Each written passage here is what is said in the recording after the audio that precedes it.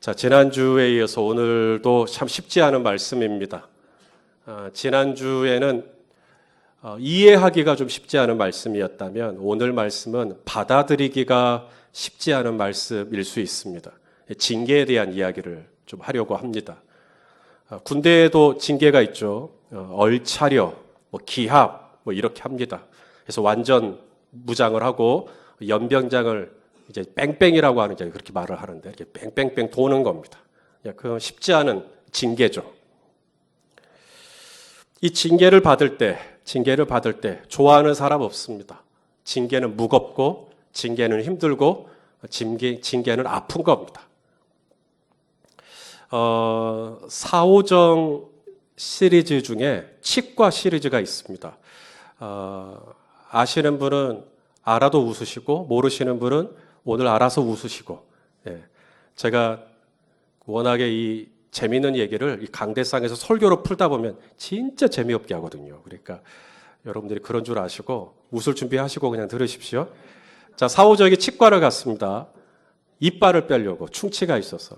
그래서 이제 의사 선생님이 이제 빼는 겁니다. 빼는데 시간 많이 걸려요? 얼마 안 걸려요? 얼마 안 걸리죠? 그냥 툭 하고 뺀 겁니다. 1, 2분 만에 툭 하고 뺀 거예요.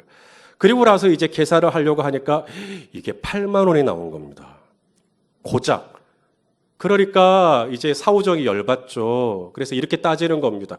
아니, 1분 만에 이빨 뽑아놓고 8만 원을 청구하는 건 너무 아니지 않습니까? 그러니까 의사 선생님이 친절하게 이렇게 대답했다는 거예요. 그러면 다음에 오실 때는 천천히 뽑아드리겠습니다. 천천히 뽑아드리겠습니다. 자, 이 세상에서 왜요? 이제 이해가 되신 거예요? 이 세상에서 가장 듣기 싫은 소리 중에 하나가 치과 드릴 소리라고 합니다. 아이들에게 치과 가자 그러면 좋아하는 아이들 없습니다. 할 수만 있으면 안 갈라 그러죠. 치과는 이렇게 아픈 곳이니까, 치과는 이렇게 고통스러운 곳이니까, 그러면 치과를 그냥 없애버릴까요? 청와대 국민청원 게시판에 치과를 좀 없애버리십시오. 이렇게 말하는 사람 아무도 없습니다.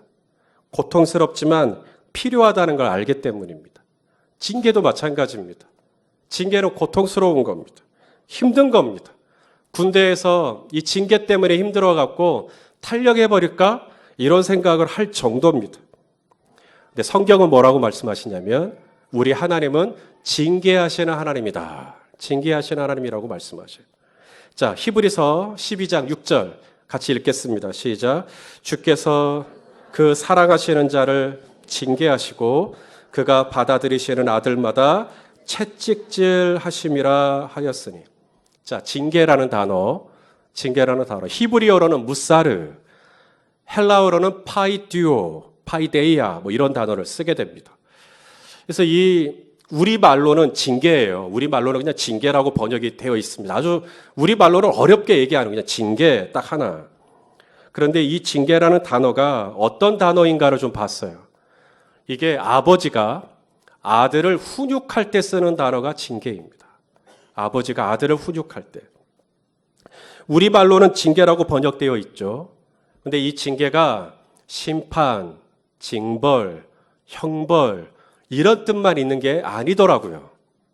우리 말로는 다 징계라고 번역되어 있는데 그 안으로 들어가 보니까 이 징계 안에, 이 징계라는 단어 안에 굉장히 여러 가지의 하나님의 마음이 담겨 있는 겁니다. 자, 그걸 말씀드리려고 하는 겁니다. 첫째로 이 징계라는 단어가 가지고 있는 의미가 뭐냐면 첫째는 훈련입니다. 훈련, discipline 혹은 training. 훈련. 하나님이 나를 징계하신다 할 때 그 징계의 목적, 징계의 이유가 뭐냐면 나를 훈련하시기 위함이라는 거예요. 체력이 떨어져서 뒤에 항상 이렇게 붙으니까 이제 상관이 징계를 내리는 겁니다. 연병장 둬라, 완전군장하고 훈련시키기 위함입니다. 체력을 키우기 위함이죠. 방금 전에 우리가 읽었던 히브리서 12장 6절. 주께서 그 사랑하시는 자를 징계하시고 그가 받아들이시는 아들마다 채찍질 하신다라고 할 때 그 징계, 여기서 징계가 바로 파이듀오, 훈련을 시킨다는 이야기입니다. 하나님이 그 사랑하시는 자를 훈련시키신다. 훈련시키신다. 자, 두 번째, 징계라는 이 단어 안에는 교훈이라는 단어가 들어가 있어요. 교훈. 나를 가르치시기 위해서, 나를 깨닫게 하시기 위해서, 내가 뭔가를 배워야 해요. 알아야 돼요. 근데 그걸 모르니까 징계하시는 거예요. 알라는 거예요. 거짓말이 얼마나 나쁜 건지, 남의 물건에 손을 대는 것이 얼마나 나쁜 건지 배우게 하고 깨닫게 하고 가르치시기 위해서, 나를 교정하시기 위해서 이제 징계를 주신다. 그 징계 안에 담겨져 있는 의미입니다. 자, 시편 16편 7절 한번 같이 한번 보겠습니다. 시작. 나를 훈계하신 여호와를 송축할지라 밤마다 내 양심이 나를 교훈하도다. 이 교훈이라는 말이 야사르인데 이게 바로 무사르라고 하는 히브리어의 어원입니다. 그러니까 똑같은 말이에요. 나를 징계하시는 도다 라는 뜻입니다. 여기서 징계는 형벌, 징벌로서의 징계가 아니라 나를 교훈하고 나를 가르치고 나로 깨닫게 하시기 위한 징계. 세 번째 징계가 있죠. 이제 바로 우리가 생각하는 바로 그 징계입니다. 우리에게 벌을 주시기 위한 징계입니다. 우리를 죄에서 돌이키게 하시기 위한 징계입니다. 다시 말해서 죄를 미워하는 마음을 갖도록 하기 위해서 허락하시는 징계입니다. 자, 이사야 53장 5절 말씀 한번 같이 한번 읽겠습니다. 시작. 그가 찔림은 우리의 허물 때문이요 그가 상함은 우리의 죄악 때문이라. 그다음 보세요. 여기서 그가 누구죠? 예수 그리스도입니다. 예수 그리스도가 뭘 받았어요? 징계를 받음으로 우리가 평화를 누렸다. 여기서 말하는 징계는 하나님이 예수 그리스도를 훈련하시기 위한 징계가 아닙니다. 하나님이 예수 그리스도에게 뭔가를 깨닫게 하시기 위한 징계가 아니죠. 하나님이 여기서 그가 징계를 받았다. 징계는 우리가 죄를 짓고 우리가 받아야 될 형벌을 예수님이 대신 받으신 바로 그 징계를 말하는 겁니다. 그래서 우리 말로는 그냥 징계지만 이게 굉장히 여러 가지 의미가 있는 거예요. 나를 훈련시키시기 위한, 나를 연단하시기 위한, 또 하나는 나에게 뭔가를 가르쳐 주시기 위한, 그리고 마지막은 나로 하여금 죄에서 돌이키게 하시기 위한, 이런 여러 가지 의미의 징계가 있는 겁니다. 저는 오늘 이제 이것을 하나하나 다시 자세하게 여러분들에게 설명을 해드리려고 합니다. 자, 첫째로 하나님이 우리를 징계하시는 첫 번째 이유, 첫 번째 목적, 그것은 나를 뭐 하시기 위함이라고요? 훈련이요. 나를 훈련. 또 다른 말로 연단입니다. 또 다른 말로 단련이죠. 나를 훈련하시고 나를 단련하시고 나를 연단하시기 위함이다. 나를 다듬으시기 위함이다. 나를 깎으시기 위함이다. 나를 만드시기 위함이다. 14년 전에 저는 이 교회를 개척을 했습니다. 남아프리카 공화국에서 신학 공부를 하려고 준비하던 저에게 하나님이 1년 만에 다시 돌아가서 교회를 개척하라고 하셨어요. 한 7가지 정도의 하나님의 사인을 받고 이제는 하나님이 이렇게 강력하게 사인을 주셨으니 돌아가야겠다. 순종하는 마음으로 돌아왔을 때 제 마음속에 뭐가 있었냐면 내가 이제는 한 교회를 개척할 만큼 뭔가 준비가 됐나 보다. 자, 요런 생각을 좀 했습니다.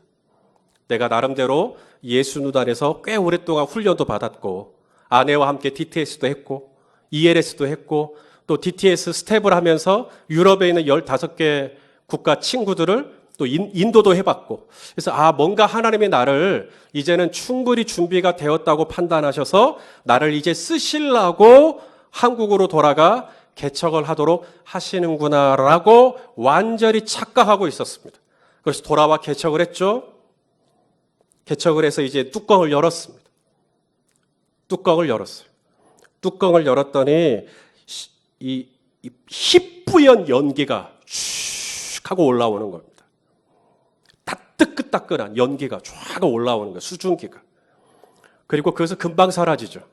금방 사라지고 드디어 이 안에 뭐가 있나, 내가 얼마나 준비가 됐나 하고 이제 그 안을 들였다 보니까 그 안은 텅 비어 있었습니다. 교회를 개척하고 하나님은 저를 다루시기 시작하셨어요. 돈도 없었고 같이 교회를 개척했던 멤버도 없었고 하나님은 저를 거기서부터 이제 광야에 저를 두시고 그리고 저를 훈련하시기 시작하셨어요. 특별히 하나님이 다루신 게 뭐냐면 바로 저의 내면의 동기였어요. 교회를 개척하려고 했던 동기. 제 안에 아주 추악한 공명심이라고 하는 욕심이 있었다는 것을 알게 됐어요. 성공, 소위 성공, 교회 개척해서 크게 해가지고 내 이름을 알려버리겠다. 이런 아주 추악한 동기가 있다는 걸 하나님이 아시고 그걸 다루시기 시작하시는 겁니다. 다른 사람과 비교하는 비교의식, 조그만한 일에 분을 내는 혈기, 열등감, 자기연민, 내 안에 치유되지 않은 많은 상처들, 쓴뿌리, 이런 것들이 막 드러나기 시작하시는 거예요. 안 되니까. 내 뜻대로 뭐가 안 되니까. 교회는 개척을 했는데 뭘 할 수가 없으니까. 제 안에 있는 이 껍데기가 무너지고 내 안에 있는 저 시커먼 것들이 다 드러나기 시작하는 겁니다. 그게 바로 뭇사르입니다. 나를 훈련하시고 나를 연단하시고 나를 단련하시는 시간이죠. 성도 여러분, 하나님이 저와 여러분을 이렇게 단련하십니다. 훈련하십니다. 이때 우리가 어떻게 반응해야 하냐면 하나님을 찬양하셔야 돼요. 자, 로마서 5장 3절 4절을 한번 읽어보겠습니다. 시작. 다만 이뿐 아니라 우리가 환난 중에도 즐거워하나니 이는 환난은 인내를, 인내는 연단이요. 연단은 소망을 이루는 줄 알미로다. 자, 환난입니다. 말 그대로 어려움이에요. 재정으로 인한 환난, 경제적인 문제죠.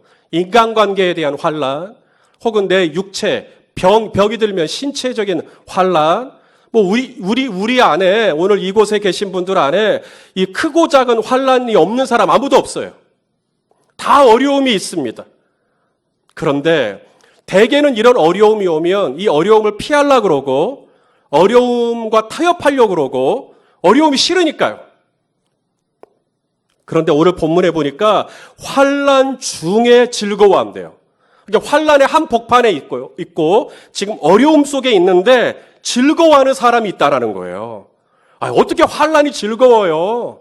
그런데 환난이 즐거운데 환난이 즐거운 이유가 뭔가 환난을 통해 내가 인내하게 된다는 거예요. 인내를 배워요.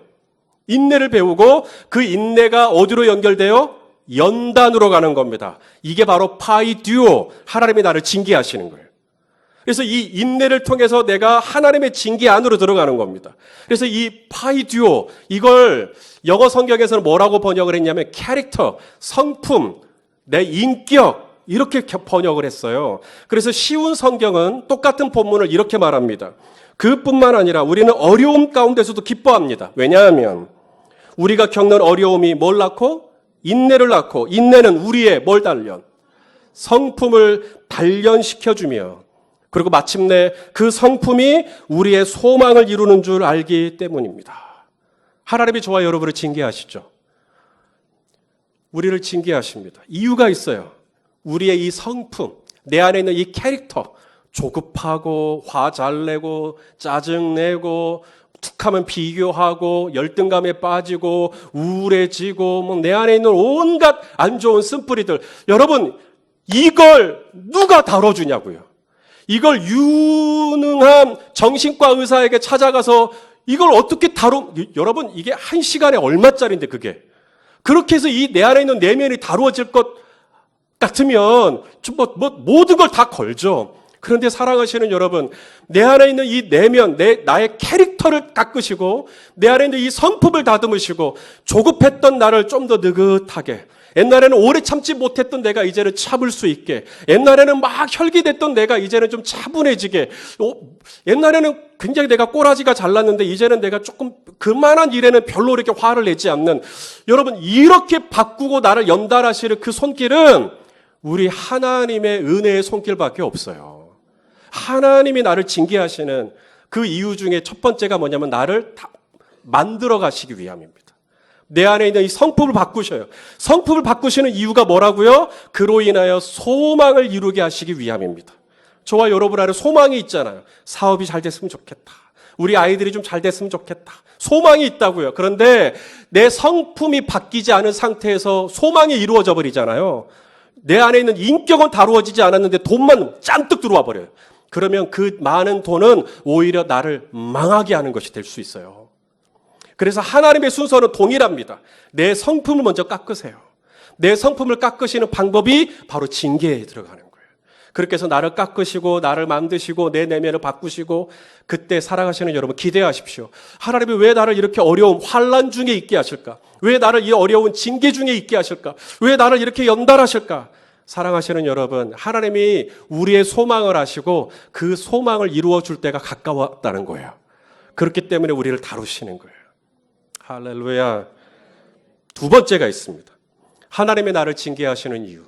두 번째는 나를 가르치시기 위해서. 그렇죠? 나를 교훈하시기 위해서. 제가 예수전도 안에서 훈련받으면서 배웠던 게 하나 있어요.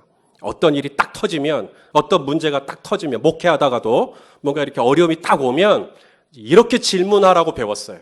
자, 저를 따라서 그 질문을 같이 해봅시다. 하나님, 이 일을 통해 가르치고자 하시는 것이 무엇입니까? 지금 제 몸이 아파요. 갑자기. 건강했는데 갑자기 아파요. 막 설사가 나요. 그러면 어떻게 해요? 하나님, 제가 뭘 잘못했나요? 이 일을 통해 혹시 저에게 뭔가 가르치실 것이 있나요? 제가 배워야 할 것이 있나요? 그게 징계의 목적이니까. 그렇게 딱 가는 겁니다. 하나님이 저와 여러분을 징계, 파이디오 하실 때는 반드시 뭔가 배워야 할 게 있는 거예요. 이 일을 통해 깨달아야 할 게 있는 거예요. 그래서 가르치신다. 여러분 군대에 가면 장교가 있고 사병이 있거든요. 군대와 그 장교와 사병이 어디서 갈라지냐면 훈련의 내용이 이 둘을 갈라버립니다. 장교의 훈련을 받으면 장교가 되는 거고요. 사병의 훈련을 받으면 사병이 되는 겁니다. 사병의 훈련만 받았는데 죽었다 깨어나도 장교 못 됩니다. 장교의 훈련을 받아야죠. 하나님이 저와 여러분을 훈련하실 때는 우리를 사병의 수준이 아니라 이제는 장교의 수준으로, 육지에서 달려가는 수준이 아니라 이제는 하늘을 나는 독수리와 같은 수준으로 우리를 그렇게 만드시기 위함이거든요.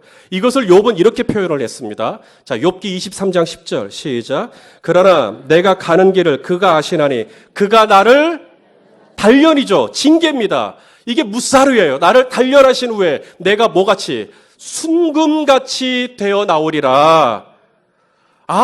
그래서 그러는 거구나. 나의 수주를 순금같이, 정금같이 나의 수주를 높이시기 위함. 그래서 이 다음에 욥의 고백을 보면 내가 전에는 주께 대하여 뭐로만 들었었다. 귀로만 들었었더니 이제는 뭐로 봅니다. 눈으로 봅니다.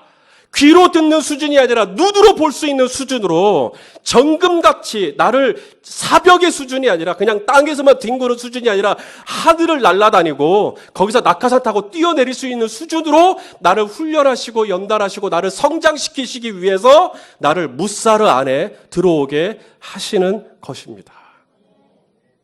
우리 하나님은 나를 가르치시는 분. 아까 읽었지만 한 번 더 읽어요. 시편 16편 7절입니다. 시작. 나를 훈계하신 여호와를 송축할지라 밤마다 내 양심이 나를 교훈한. 여기 교훈, 무사르입니다.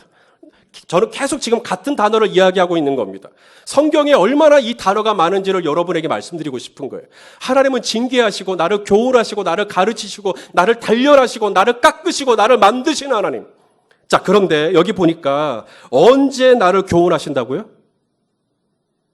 언제 나를 교훈하신다고요? 밤마다. 자, 여러분, 우리는 교훈을 언제 배우죠? 우리는 학교 언제 가요? 낮에 갑니다. 우리는 밝은 대낮에 배우기를 원합니다. 그런데 하나님의 교훈은, 하나님의 레슨은 거꾸로입니다. 밤이 시작되면 내 인생에 밤이 찾아오는 날이 있어요. 재정이 뚝뚝 떨어지고 인간관계가 막 얽히고 뭔가 신앙적으로도 이렇게 문제가 생기고 이렇게 밤이 찾아올 때가 있습니다. 주님하고 찾아도 주님이 느껴지지 않고 뭔가 믿음이 막 그냥 바닥을 헤매고 있는 것 같은 그럴 때, 밤이 올 때, 그때가 하나님이 나를 교훈하시는, 그때가 하나님이 나를 가르치시는 그 밤이라고 하는 시간을 통하여서 하나님이 뭔가를 깨닫게 하시기 위한, 여기서 내가 배워야 할 게 있는 거예요. 여러분, 그거 배우면 졸업하는 겁니다. 그거 배우면 징계 끝이에요. 근데 여러분이 이거 모르잖아요. 그러면 죄송합니다. 다시 광야로 돌아갑니다.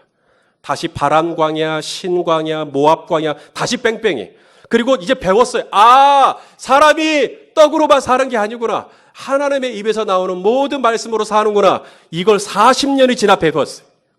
그리고 나니까 하나님이 됐다. 이제 여호수아 네가 이끌어서 데리고 가거라. 광야 끝.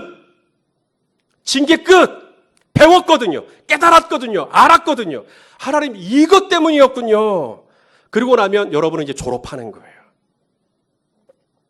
자, 마지막 하나님이 나를 징계하시는 목적이 있다 그랬죠.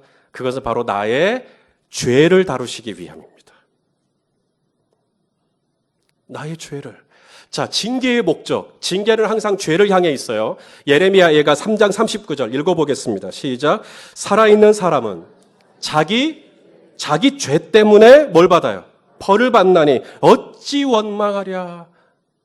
그러니까 나의 죄 때문에 하나님이 나를 징계하실 때 내가 이 죄를 죄로 깨닫지 못하고 이 죄가 얼마나 더러운 건지 이 죄가 얼마나 추악한 건지 깨닫지 못하고 여전히 그 죄 가운데 있을 때 야, 너 그거 안 좋은 거거든? 라고 하면서 가르치는 방법이 징계라는 거예요.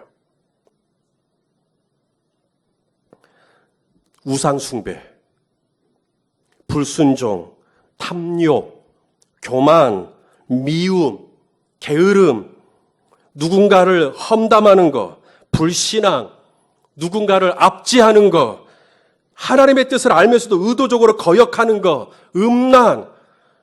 여러분, 이런 죄들을 그냥 눈 감고 넘어가는 게 사랑일까요? 우리 아이들이 어떤 잘못을 저질러도 마냥 오냐 하는 것이 사랑이겠는가? 아시잖아요. 그건 저주입니다. 내 자식이 맞다면, 그리고 내 자식이 지금 정녕 어그러진 길로 가고 있다면 가만히 두면 안 되죠. 징계를 해야죠. 벌을 내려야 됩니다. 우리 주님은 선한 목자예요.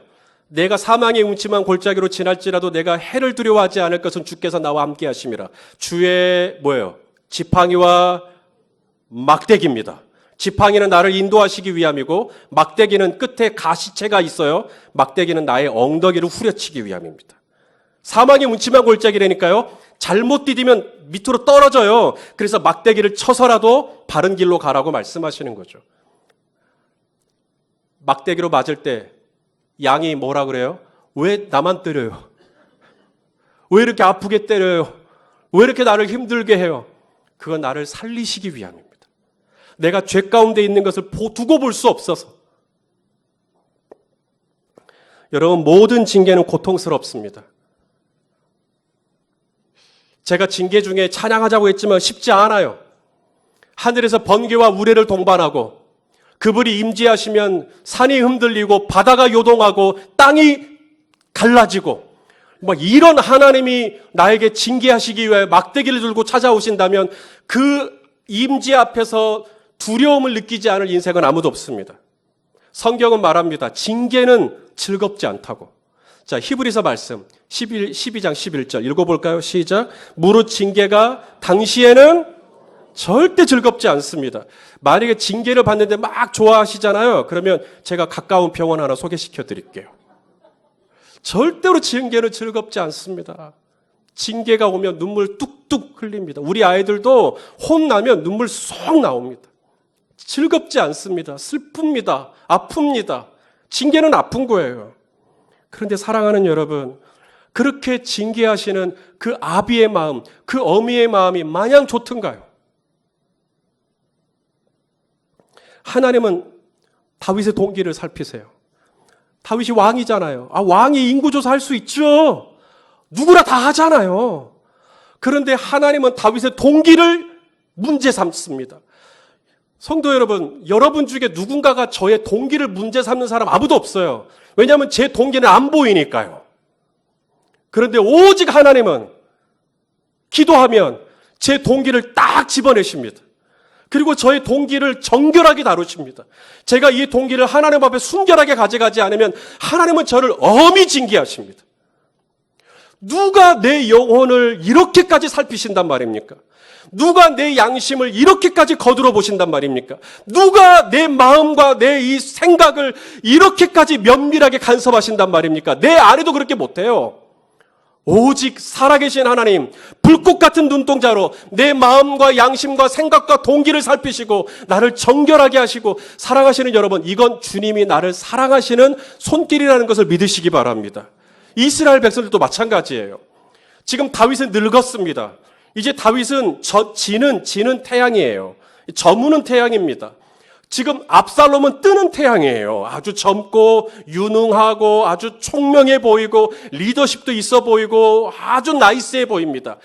이런 압살롬을 따르는 것이 훨씬 좋을 것 같아요. 세바를 따르는 것이 훨씬 좋을 것 같아요. 그런데 하나님은 다른 나라는 왕이 마음에 안 들면 왕을 바꾸기도 해요. 그런데 우리 하나님은 뭐라고 말씀하시냐면 너희는 그렇지 않을지니 내가 기름 부어 세운 사람, 내가 그 자리에서 내려놓으라 할 때까지는 건들지 마라. 이게 하나님의 선이에요. 이렇게까지 하나님이 민족을 다루시고 나라를 다스리고 이렇게 하시는 분은 우리 하나님밖에 없습니다. 살아가시는 성도 여러분, 분명 징계는 슬픈 겁니다. 생각해 보세요. 갓이라고 하는 선지자가 다윗에게 가서 다음 날 아침에 이렇게 말하는 겁니다. 왕이여, 하나님이 왕에게 세 가지 중에 하나를 선택하랍니다. 하나는 7년 동안 이 땅에 기근이 있게 하든지, 석 달 동안 왕이 원수들에게 쫓겨서 도망 다니게 하든지, 사흘 동안 이 땅에 전염병이 돌게 하든지, 셋 중에 하나를 선택하십시오. 다윗이 뭐라 그래요? 내가 고통 중에 빠졌도다. 고통스럽다는 거예요. 여러분, 징계는 고통스러운 거예요. 징계는 아름다운 게 아닙니다. 징계는 너무너무 힘든 겁니다. 그런데 사랑하시는 성도 여러분, 오늘 말씀의 제목은 징계의 은혜입니다. 징계는 나의 숨통을 조이기 위한 것만이 아니라 그 징계를 통해 나에게 뭔가를 말씀하셔요. 저는 이렇게 말하고 싶습니다. 하나님의 징계는 증거다. 증거다. 어떤 증거일까요? 두 가지. 하나님이 나를 뭐 하신다는? 사랑하신다는 증거예요. 아멘입니까? 자, 우리 말씀을 확인하죠. 잠언 3장 12절. 자, 시작. 대저 여호와께서 누구를?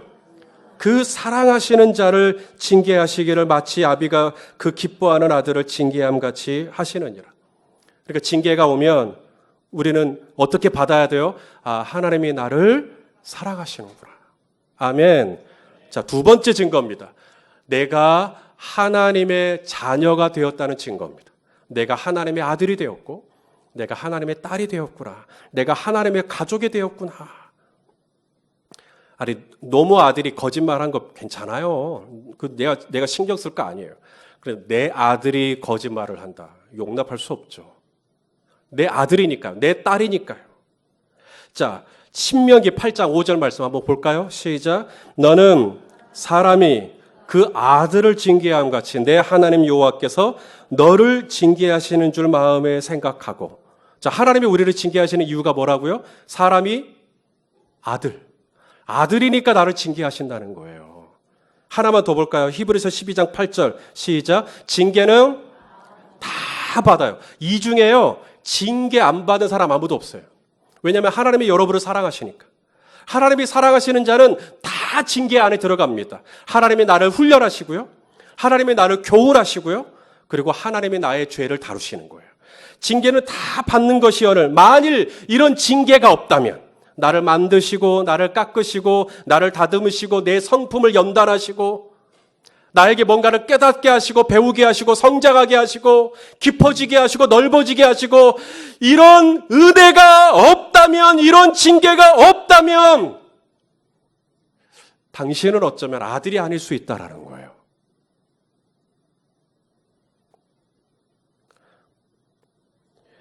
징계는 다 받는 거예요. 하지만 다 받는 것은 아닙니다. 어떤 분은 죄를 지어도 하나님이 내버려 두십니다. 그냥 그 사람이 어떤 죄를 지어도 하나님이 간섭하지 않으십니다. 이유는 하나입니다.